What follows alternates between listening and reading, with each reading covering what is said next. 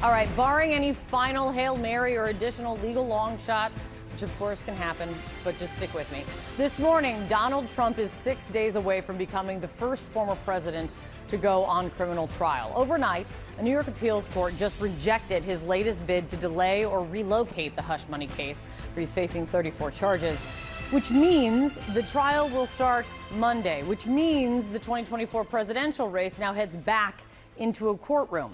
Starting next week, Donald Trump will be forced to sit in court 4 days a week as prosecutors try to convince a jury he broke the law when he allegedly falsified business records to cover up hush money payments to Stormy Daniels.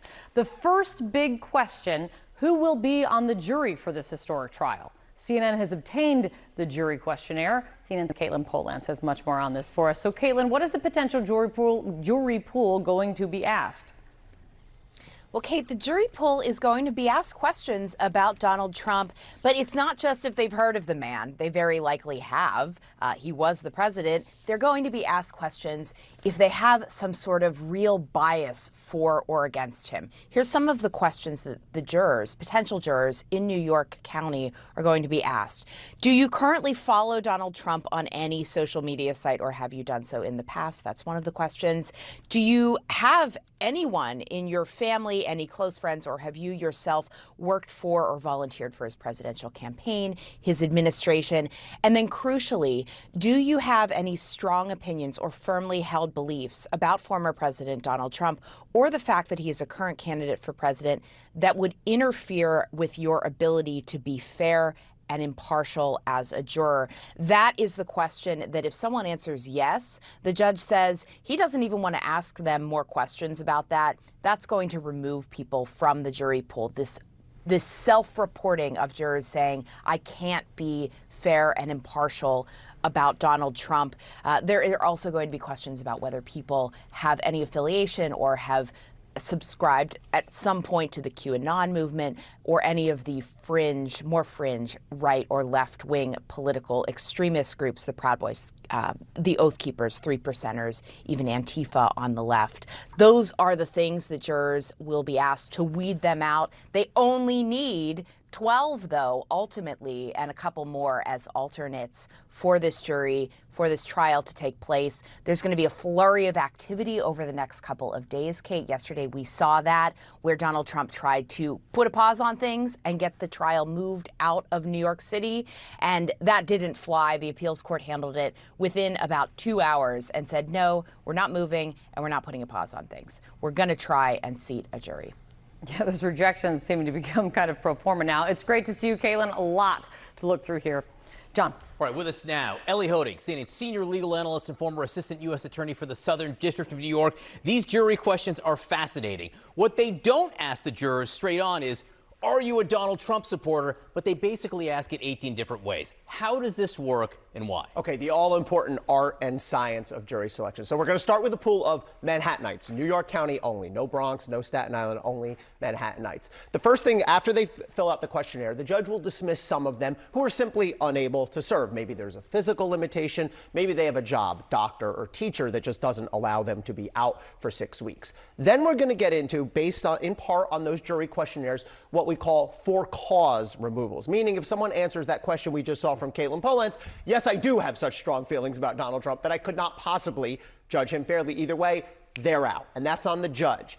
Then you're going to narrow down your pool of what we call qualified jurors. But it's not over at that point. This is where the strategy really kicks in, because each side, Donald Trump's team and the DA, get 10 what we call peremptory strikes, meaning you can remove up to 10 jurors for almost any reason, not for racially discriminatory reasons or other constitutionally barred reasons, but I don't like the vibe of that person. I don't think that person's good for us. And that's where you get into the guessing game based off those questions that we just saw last night. And who does that benefit here? So it's interesting, because if you look at it on the one hand, this is going to be a stacked deck for prosecutors. If you just look at the 2020 election, Donald Trump got just over 12% of the vote in New York County, in Manhattan, meaning 80-some% did not like him or did not like him enough to vote for him.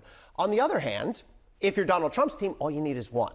You get one juror through there who really likes Donald Trump, who's sympathetic to him, that will result in a hung jury. Remember, you need all 12 to convict. 11-1 is a hung jury. It's a mistrial. and that's a terrible outcome. Just for argument's sake. So someone says they're a QAnon supporter. They're not going to make it to the peremptory strikes, probably. Right. But if 10 people, no, let's say if there are 12 people who say they get their news from Fox News, because one of the questions is, where do you get your news? Yeah. 12 people say they get their news from Fox or OAN. Right. The prosecution is gonna X out 10 of them. Right. But that would leave 2. Yeah, that's true. I mean, the numbers here, when you look at the 10 peremptory challenges, are really important because it's going to be fairly easy for the prosecution to wipe the slate clean of anyone who seems like they support Trump. Right. Fox News viewer, one of the questions is, are you a member of any organizations? If someone says, yeah, I'm part of the Federalist Society, the NRA, they're out. Yeah.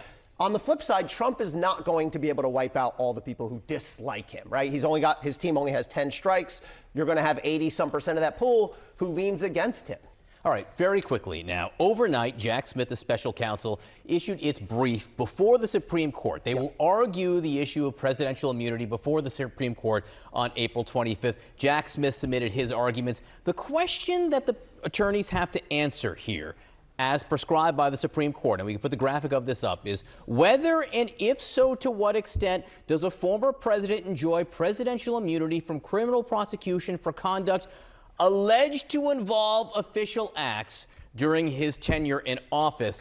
Emphasis added by me. Yeah. Alleged to involve official acts. Why are those words so important here, and how is Jack Smith dealing with them? So your emphasis was exactly right, because what this is signaling to me, and I think clearly to both parties, is the Supreme Court's not interested in any of these blanket propositions that Donald Trump's automatically immune for everything that happened during his presidency. They're focused on this question, which is, first of all, could there be immunity for a president or other official within the scope of the job? And second of all, does Donald Trump fall within the scope of the job? And one thing that Jack Smith is clearly concerned about, having read that brief last night, he wants to avoid a scenario where the Supreme Court sends the case back down to the trial court and says, you have to hold a hearing. You have to tell us, was he within the scope or not? Because that would be a scheduling disaster. And you can see Smith, even in the brief at one point, he says, well, if that's the question, you should let the trial court judge determine that during trial, which to me isn't really workable. So he's clearly trying to fend off that scenario where the Supreme Court punts it back down to the district court. And I think you're right to point out there is that possibility. We'll have time to talk about that before April 25th. Very quickly, the criminal case here in New York set to begin on Monday. Any reason to think it won't? It will start Monday, but also you should expect to see Hail Marys daily, every day now until then. Elie Honig, great to see you in person. Thanks, John. You. All right.